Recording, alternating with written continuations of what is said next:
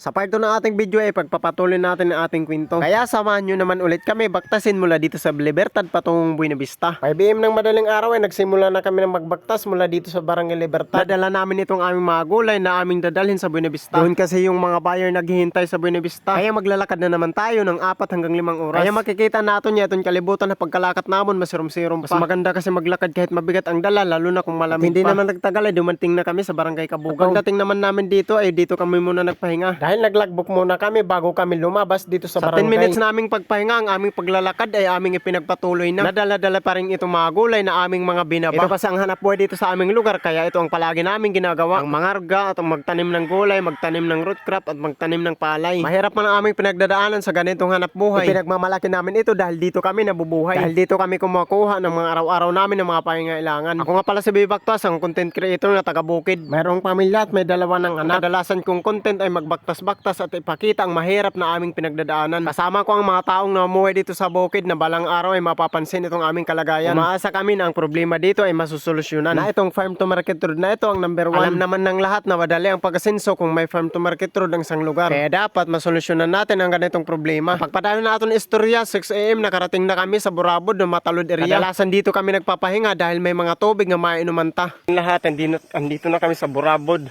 area ng Barangay Matalud.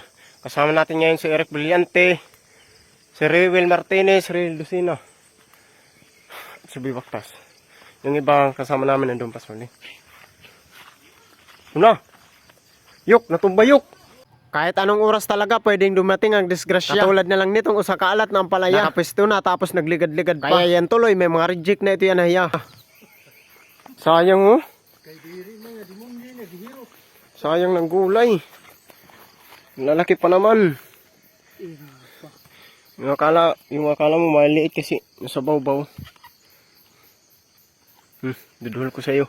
Imbes na mapahuway kami kay mabutlaw na, nagpinanulod kami lugod nga sa kalat nga natumba. Marilod kami makapuway hin maupay nga tirada. Dahil tinulungan ko si Ayok para dahil kami makalarga. Limitado kasi ang aming pagpapahinga para sa pagbalik mamaya ay hindi kita magabihan. Nang matapos kami sa pag-upay ng aming isang alat ay namahuway anay kami kadali. At dahil maaga pa kami umalis kanina, kaya habang nagpapahinga ako ay nakaidlip na. Mapuyat kasi kami dahil maaga pa ay gumising na. Mabuti na lang ng iba naming kasama ay dumating na. Eh sabay-sabay na kami umalis nang matapos kami magpahinga.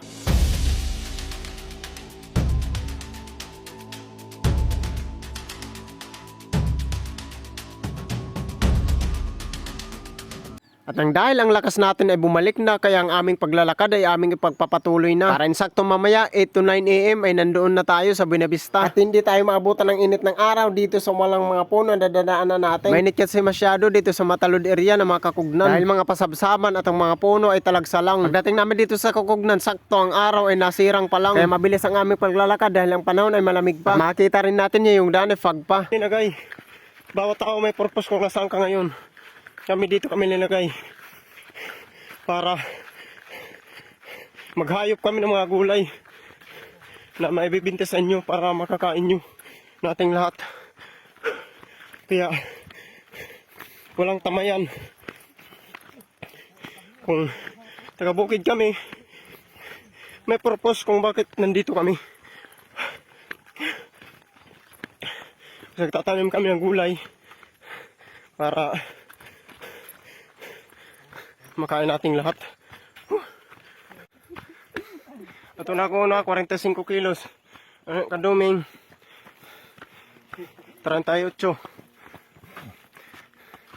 Ang Kampulonoy 50. Malayo 40. Unat.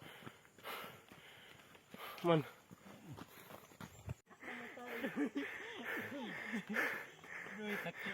Alright, magpapahinga na naman kami dito.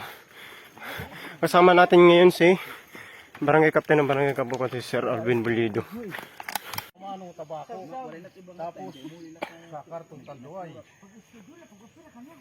Let's go.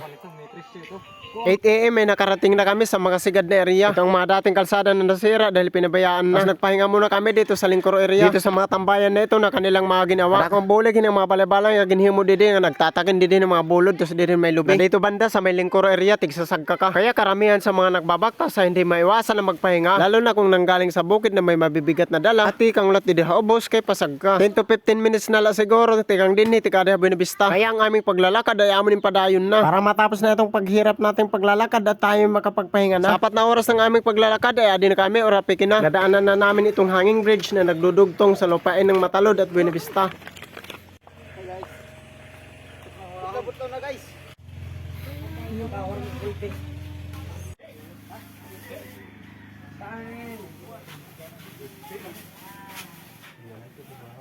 Naman ang era bintaya na naman dara kanina. Ikaw taong perang binta. 1, 2, 3, 4, 5, 6, 7, 8, 9, 10, 11, 1, 2, 3, 4, 5, 6, 7, 8, 9, 10. 12,000. Pagtanong nila ito ng palaya.